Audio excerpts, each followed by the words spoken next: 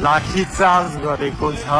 ल हेर्नुहोस् यसरी भित्रबाट लुटपाट गरेर बाहिर निस्कँदै गरेकाहरूलाई आजको दिनको सेक्युरिटी गार्डले लाठीले हानेको छ। बाहिरबाट ढुङ्गामुढा भित्र धेरै मानिस घुसेको अनुमान गर्न सकिन्छ।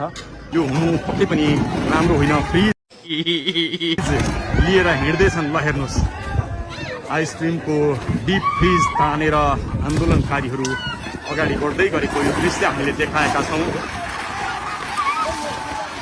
हामीले फ्रिजभित्र भएको आइसक्रिम खोसाखोस भइराखेको अवस्था छ। निकै नै आतंकित अवस्था छ। मान्छे धेरै घाइते छन् भित्र छिरेकाहरू।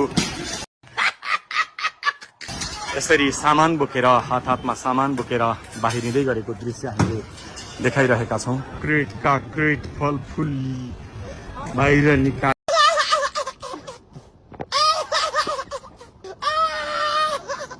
आन्दोलनकारीहरू फलफुल खाँदैछन्। यसले पक्कै पनि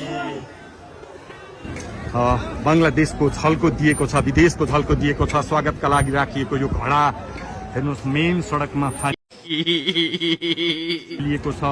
फलफुलका क्रेटहरू बाक्साहरू यसरी फालिएको छ र प्रहरी आइपुगेको छैन। शोकेसहरू यसरी तोडफोड भइराखेको अवस्था छ। यो कोटेश्वरको हाटपट्टि हेर्नुहोस् फलफुलहरू यहाँ देख्न सकिन्छ। मानिसहरू सामान भाग्दै दौडिँदै गरेको अवस्था देख्न सकिन्छ।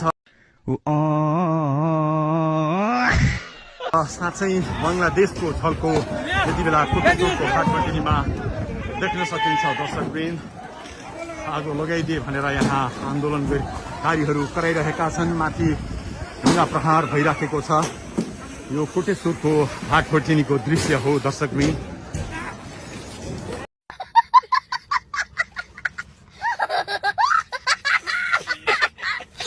अहिलेको अवस्था निकै नै गम्भीर छ, भयावह अवस्था छ। आश्चर्य लाग्यो दर्शकवृन्द, आश्चर्य लाग्दो दृश्य हामी तपाईँलाई देखाइरहेका छौँ। कोटेश्वरको हाटपट्टिमा कोही बियर बोकेर निस्किएका छन्, कोही हुस्की बोकेर निस्किएका छन्, कोही